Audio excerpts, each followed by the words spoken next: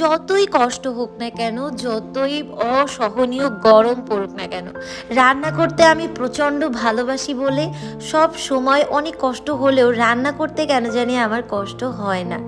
আর এই ভালো লাগাগুলোকে আমরা কিন্তু সব সময় সুন্দর করে সাজাতে পারি, কারণ ভালো লাগায় কখনোই কোনো কষ্ট থাকে না। নমস্কার সবাইকে, অরনিস প্ল্যানেটের আরেকটি ব্লগে আপনাদেরকে জানাই স্বাগত।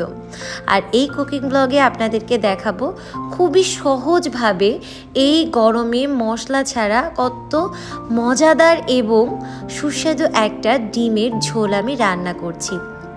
এই গরমে আপনারা যত বেশি তেল মশলা ছাড়া খাবার খাবেন তত বেশি সুস্থ থাকবেন। প্রচণ্ড গরম পড়েছে, আর আমি যেহেতু বাড়িতে গিয়েছিলাম যশোর, আমার বাবার বাড়ি শ্বশুর বাড়ি, প্রচণ্ড গরম। যে একটু ঘুরতে যাব কোথাও, মানে একটু সেজে গুজে বের হতে গেলে আগেই লাগছে ভয় যে গরমে ঘেমে কি হবে। তারপরও কিন্তু অনেক ঘুরেছি, আর আজ ফিরেছি ঢাকাতে। আর এই ভিডিওগুলো ঢাকাতে মানে যাওয়ার আগেই করা ছিল, যশোর যাওয়ার আগে, কিন্তু এডিট করা হয়েছিল না। তো দেখতেই পারলেন, প্রথমে আমি ডিমগুলোকে ভেজে রেখেছিলাম, তারপর কড়াই গরম করে তেল দিয়ে সামান্য একটু জিরা ফোড়ন দিয়েছি। এরপর আলু আর পটল ভালো করে ভেজে নিচ্ছি। আলু আর পটলের তরকারি মানে যেটা আমরা নিরামিষ খাই, সেটাও কিন্তু খুব মজাই লাগে রুটির সাথে খেতে। তাই ভাবলাম একটু আলু পটল দিয়ে ডিম রান্না করে দেখি কেমন লাগে। আর এই যে কাঁচা মরিচ, সব সময় এই গরমে কাঁচা মরিচ খাবেন, শুকনা মরিচে কিন্তু গ্যাস্ট্রিকের প্রবলেম হয়। আর আমি খুব একটা শুকনা মরিচ খেতেও পারি না। খুব বেশি শুকনা মরিচের তরকারি খেলেই আমার প্রচণ্ড পেটে ব্যথা করে, তো এই জন্য আমি খুব একটা খাই না। কাঁচা মরিচের ঝোল এই গরমে খুব ভালো লাগে। আর এখানে আমি একটু জিরার গুঁড়া দিয়ে দিয়েছিলাম, জিরার গুঁড়া সামান্য একটু দিয়েছি।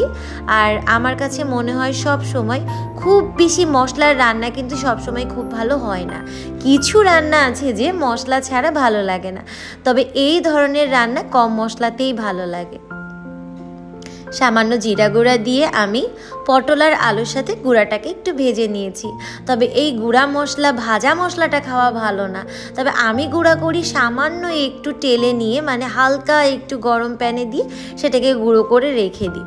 তো এরপর আমি পরিষ্কার করে নিচ্ছি চারিদিকে। আর রান্নার সময় চারিপাশ পরিষ্কার থাকলে আমার খুব ভালো লাগে, পরিষ্কার না থাকলে আমার রান্নাতে একদম মন বসে না।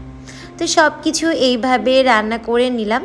দেখতেই পাচ্ছেন জলটা একটু ফুটে এলে আমি ডিমগুলোকে দিয়ে দেব। আর যেহেতু বাড়ি যাওয়ার আগের দিন রান্না ছিল, তো 4টা ডিম রান্না করেছিলাম। আর এর পরের দিন নিয়ে আসবো খুবই সহজে একটা ট্যাংরা মাছের ঝোল রান্না। জানেন, এই ট্যাংরা মাছের ঝোল বাড়িতে গিয়ে মাকে বলাতে মাও রান্না করেছিল, খুব ভালো লেগেছে তাদেরও। আর কিছুদিন আগে আপনাদেরকে আমি একটা লাউ শাকের রেসিপি শেয়ার করেছিলাম, শুধুমাত্র সামান্য একটু জিরা ফোড়ন দিয়ে। সেটাও আমার শাশুড়ি মা বাড়িতে গেলে আমাদের কাজের মাসিকে দিয়ে রান্না করিয়েছিল, খুব ভালো লেগেছিল। আমি যেমন ঝোলটা একটু বেশি রেখেছিলাম, মা ঝোলটা খুব বেশি রাখেনি, তবে ওটা খেতে আমার বেশি ভালো লেগেছে। আবারও একদিন একটা ভিডিও করব। তো এই যে আমার ডিম রান্না কিন্তু শেষ। আশা করছি ভিডিওটি ভালো লেগেছে। একটু জল ফুটে এলেই আমি নামিয়ে ফেলবো। শেষটা আর ভিডিও করা হয়েছিল না। ভিডিওটি এই পর্যন্ত। সবাইকে ভিডিওটি দেখার জন্য অনেক ধন্যবাদ। নমস্কার।